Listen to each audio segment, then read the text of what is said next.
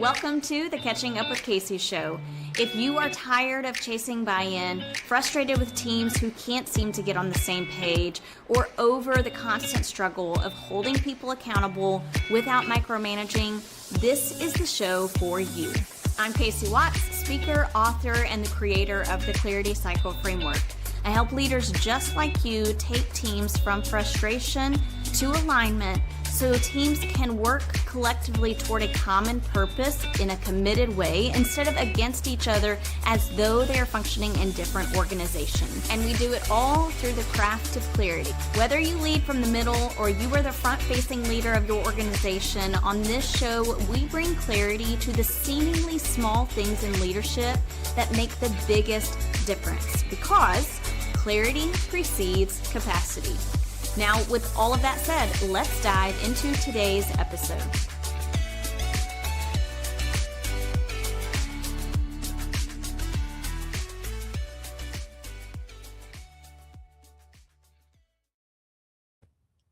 Well, hey everybody, welcome to today's episode. I have a special guest with me today, and we are talking about the 4 misconceptions that undermine social, emotional learning. Let me say that again, because this is a special episode, and I'm really excited about this because we're pushing back on some things. The best kind of conversation is when you push back on things. The 4 misconceptions that undermine social, emotional learning. Krista, welcome to the show.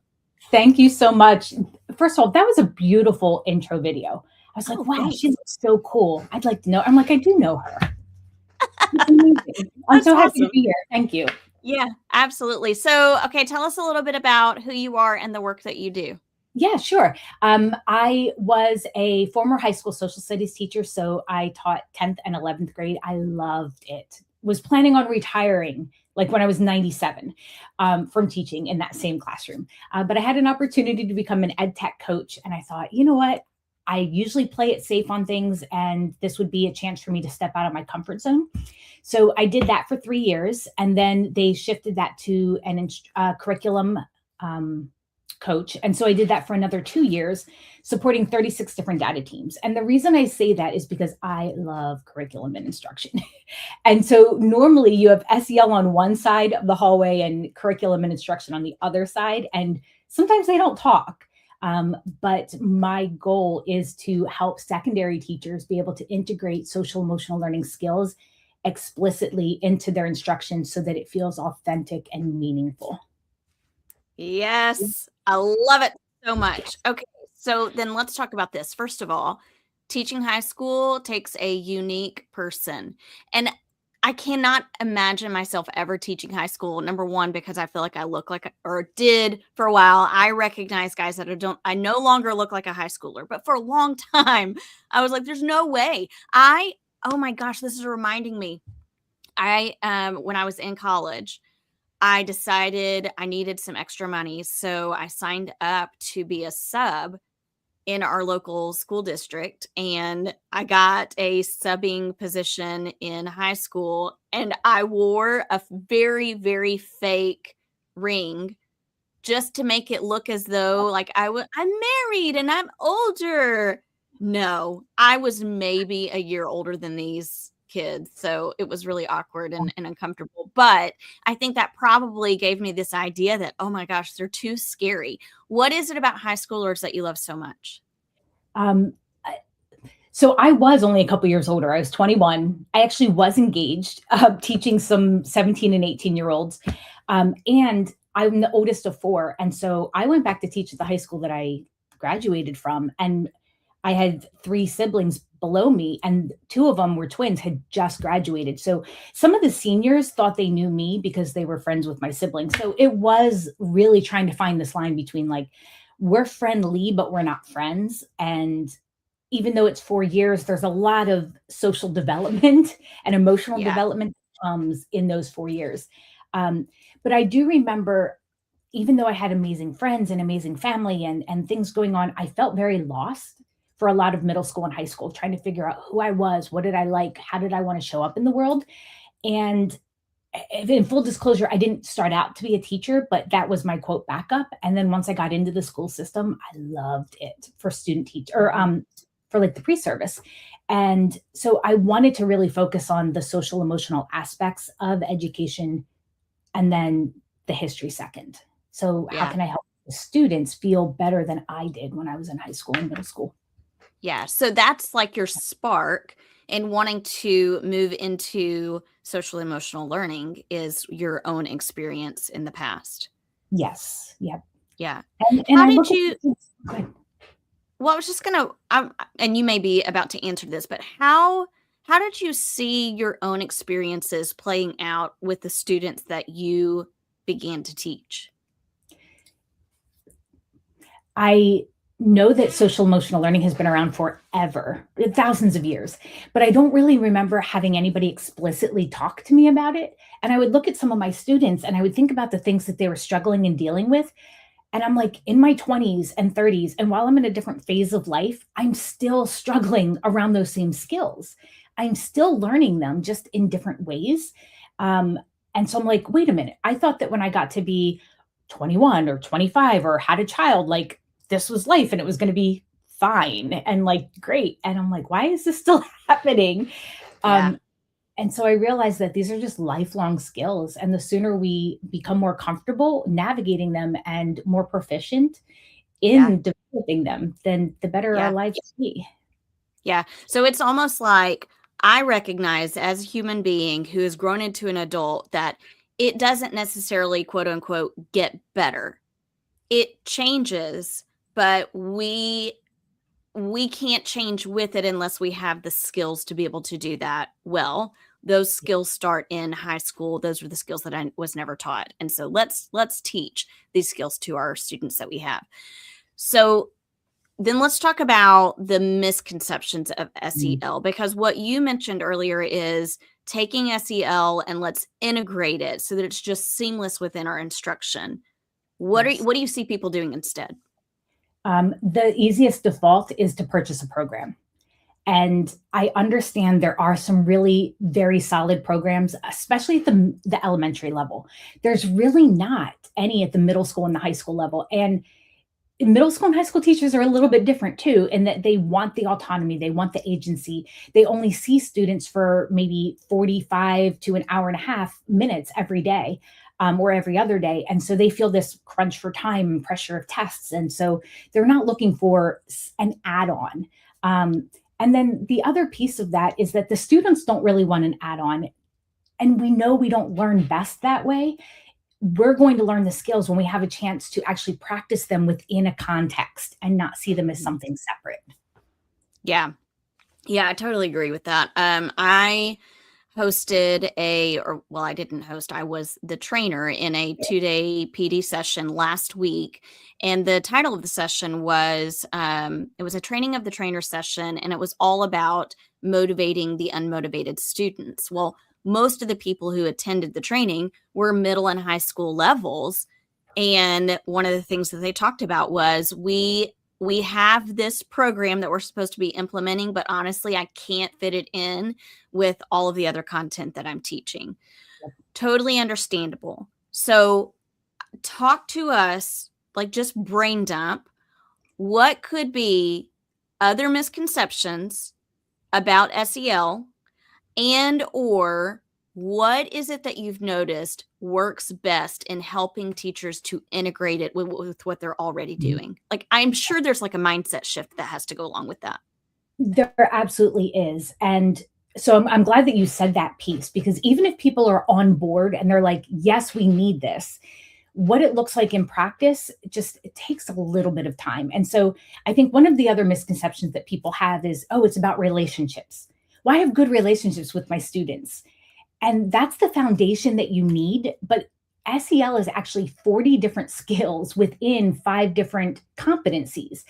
And it's usually when I talk to teachers, it's like, well, I have this kid and this kid and this kid who are really struggling in this skill. And I'm like, that's actually tier 2, right? So SEL is tier 1. These are natural skills that we all develop and not just like when we need them responsively, right? Mm, So it's what can we do to weave this into what we're already doing? And there are many entry points. And the first ones are that we need to have a relationship. we have to be modeling our SEL skills with our students. So we have to be proficient.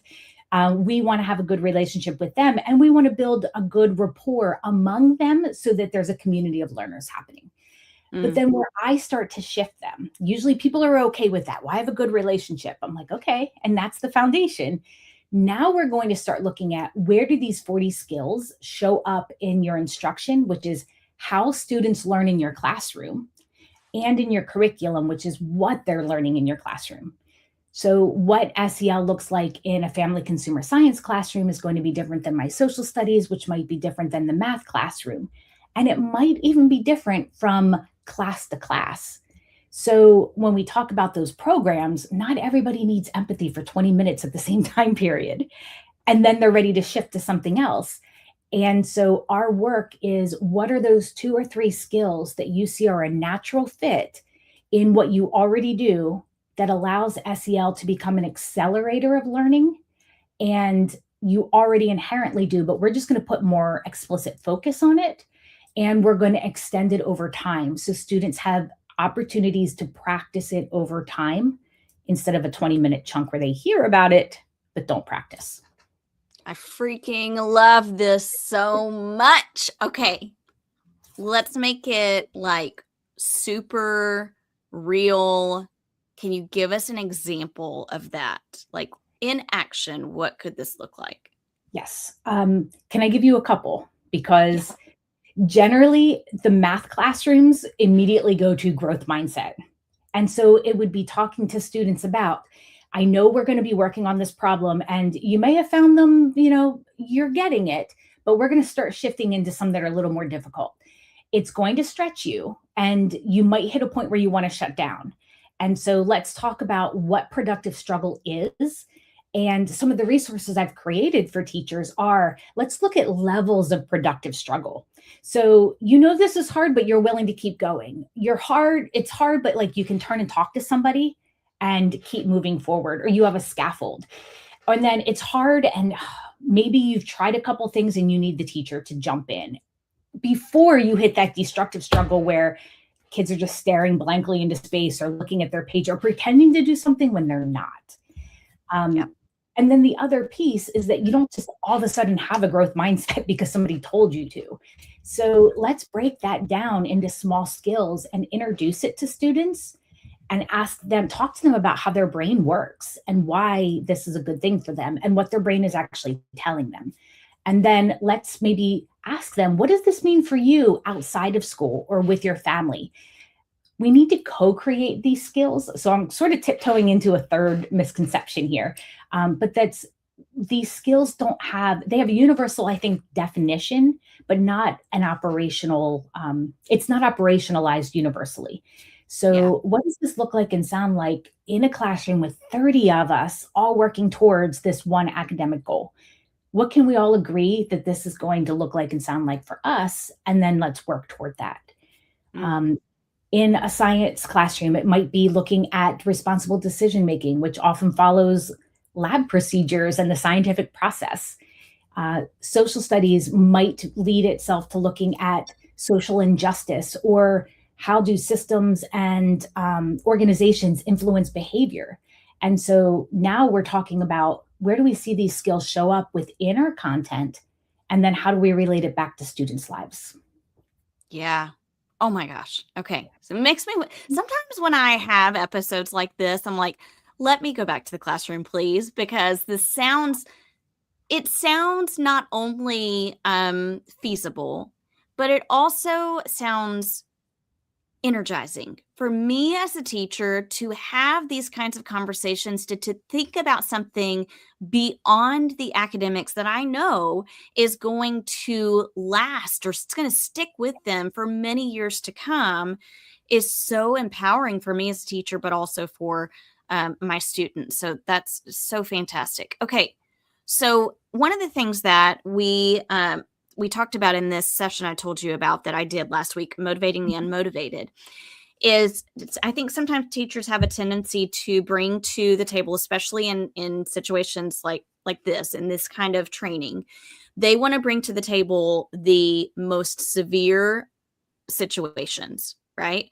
And so when we look at, okay, we might do like a five whys situation where we're looking at the student, we're thinking about what the experiences we're having with them, what we're noticing about them that seems like a lack of motivation. But as we start to dig a little bit deeper, we notice that there's definitely an underlying issue, and it's not really a lack of motivation.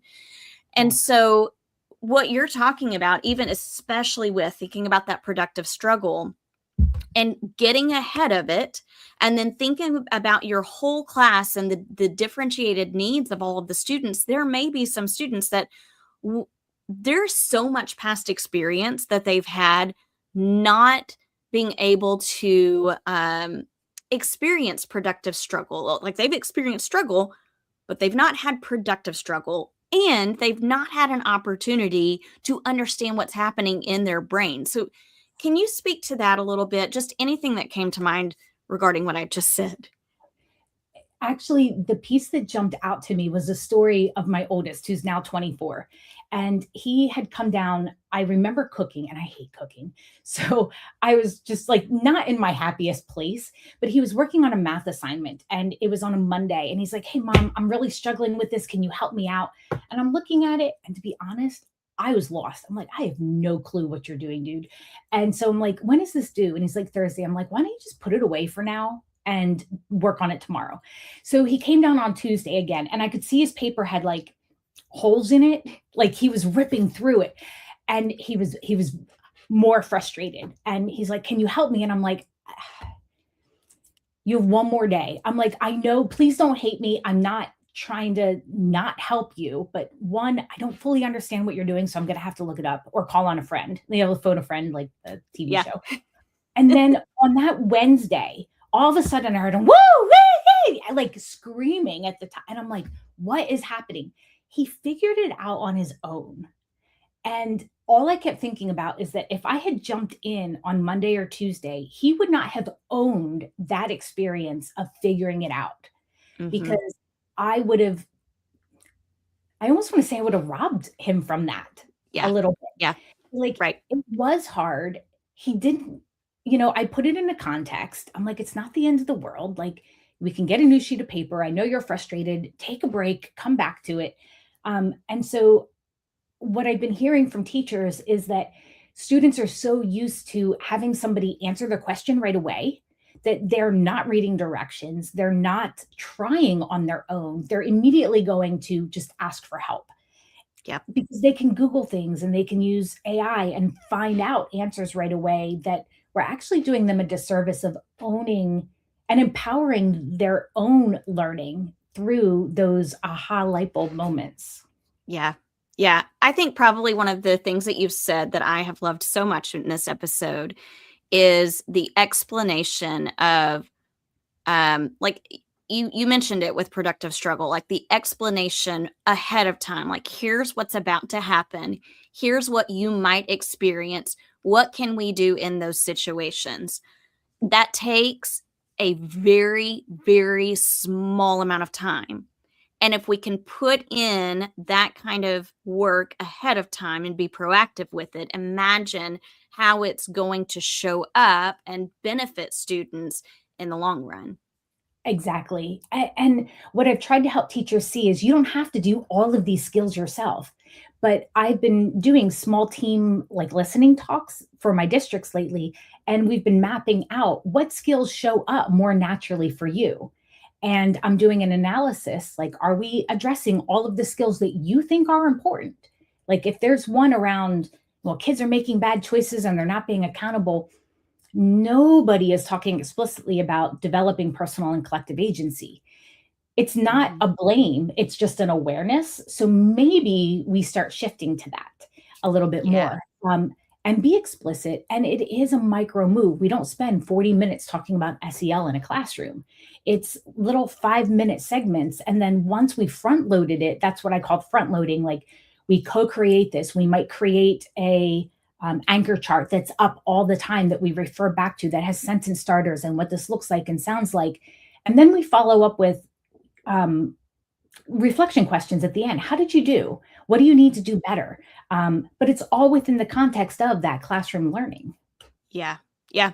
Fantastic. Okay. I'm curious now because you've mentioned the work that you do with districts. Can you tell more about that? Like, what, paint us a picture of what that looks like? Sure, it's ever changing. So we started off with looking at an SEL implementation framework. So this is how do we make SEL coherent and sustainable and cohesive over time, K to 12. And then I started working on what does that actually mean within a school building. And so to me, that's the integration piece. And now we're pulling the two pieces together.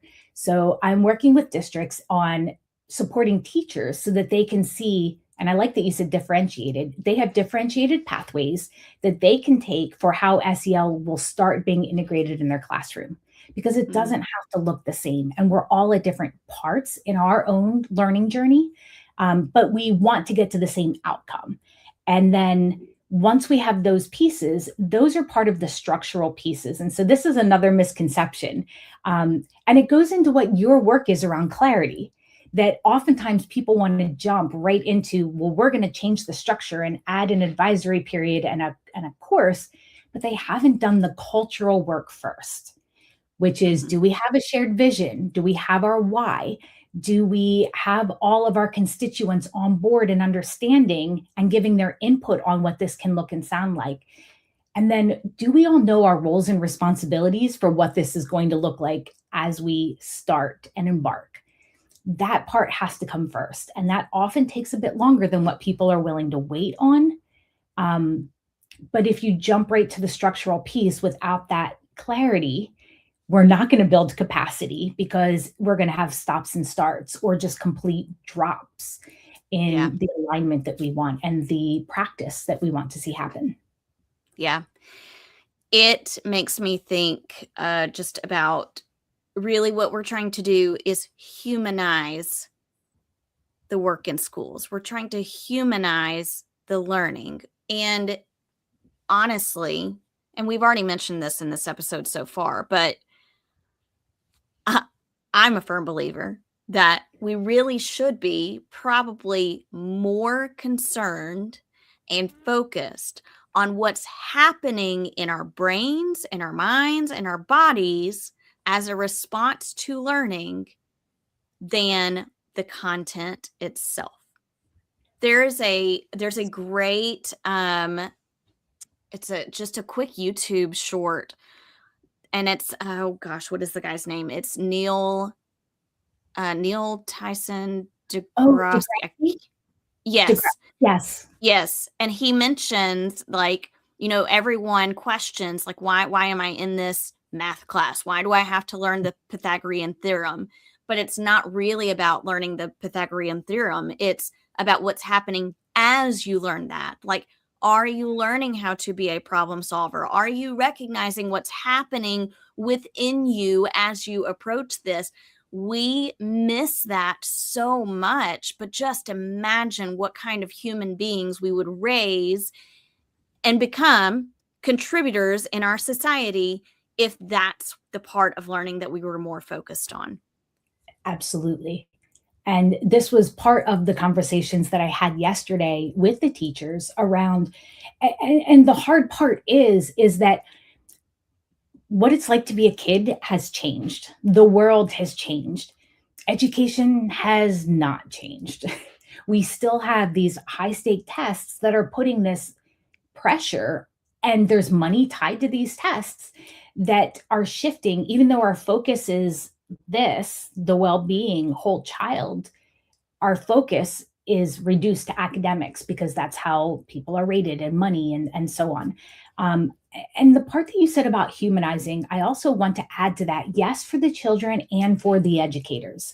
So Mhm. when we look at this implementation framework, the first part is cultural, the second part is structural, the third part is behavioral. And it's, do we give the teachers an opportunity to talk and to share about their SEL integration in collaborative conversations?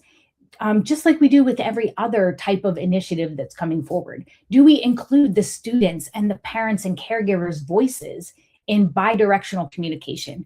Are we monitoring and constantly adjusting to see, are we getting the outcomes that we want instead of throwing spaghetti at a wall? And teachers are like running ragged not Mhm. knowing if what they're doing is actually working or going to change, or they're not going to Yep. have time to be able to Yeah. do it. Um, and one other story that I thought about yesterday was with our students not knowing, being problem solvers. So my middle son, who is now 21, when he was in middle school, I had made a pot of chili. I had forgotten this story until yesterday. And he went to get himself a bowl, and he opens up the drawer with the silverware, and he's like, there's no more spoons.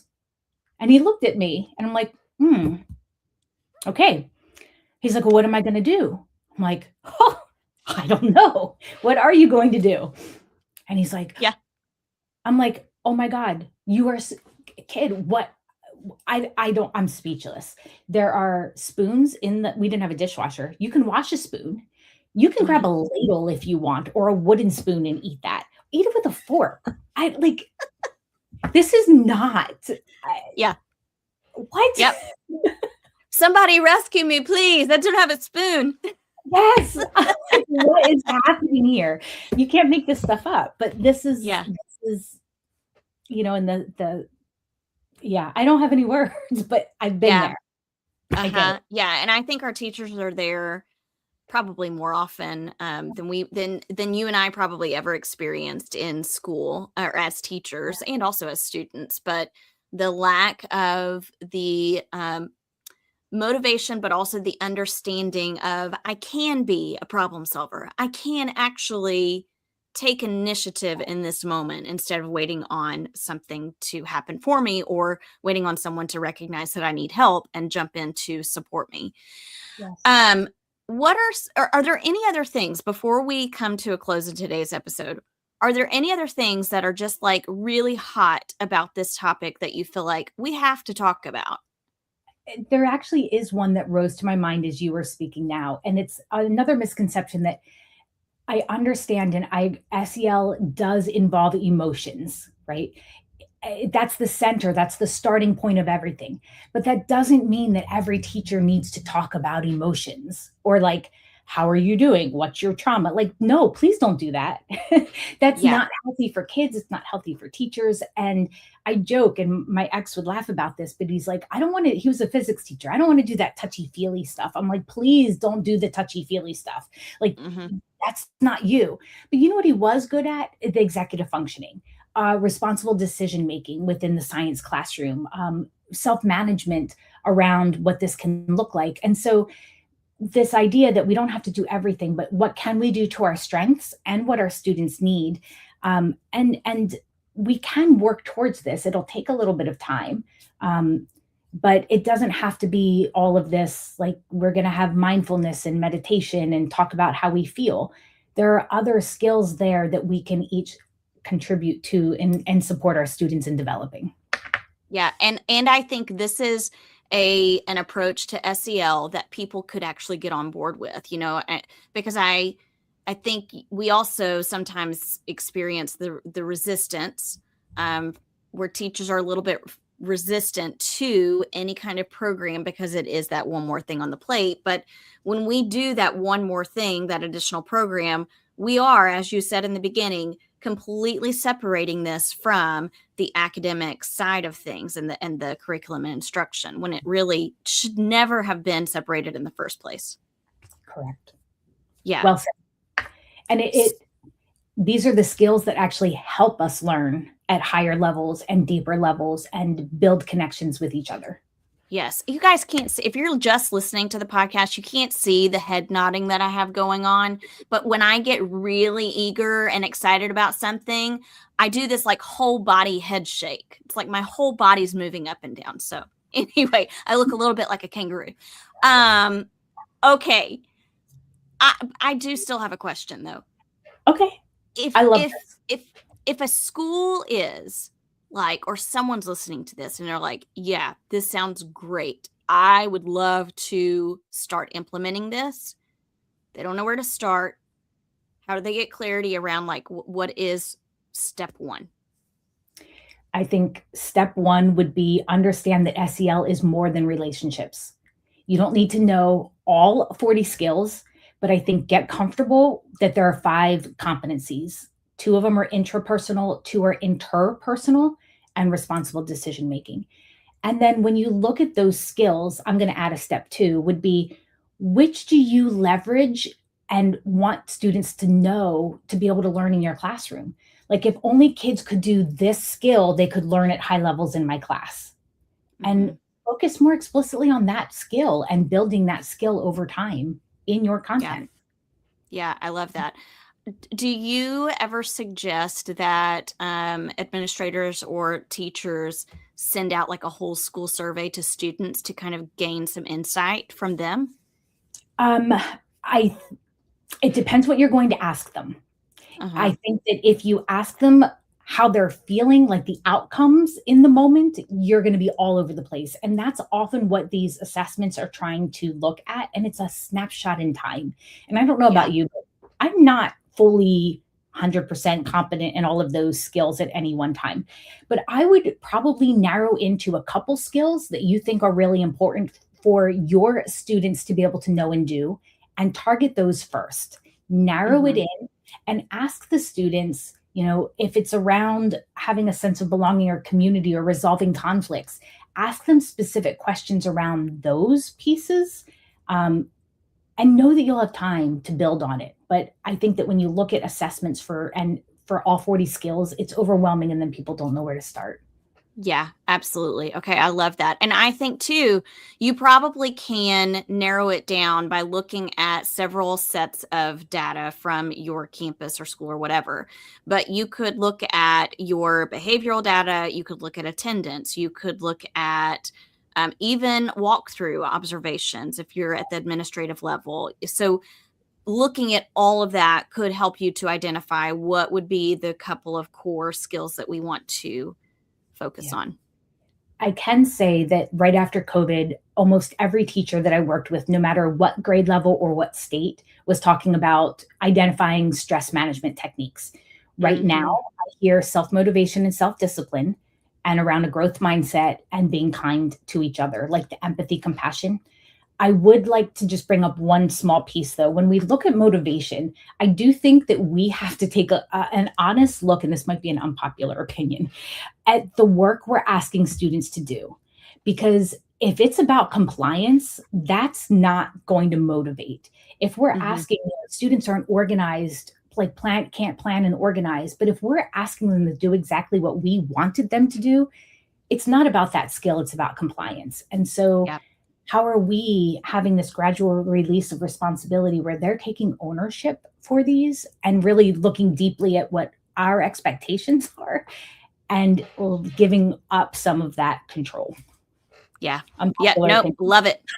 Great. No, I'm all about the unpopular opinions because typically when someone shares an unpopular opinion, I'm like, well, that's a popular opinion in my view. So anyway, Yes, thank you. yeah. Okay. Man, such good conversation. So, Krista, where can people find you when after they listen to this episode? Yes. So probably the easiest place would be the website that I put up here. So it's www.resonanceed.com. I've practiced that. I am on LinkedIn, but it's at Krista-Leh.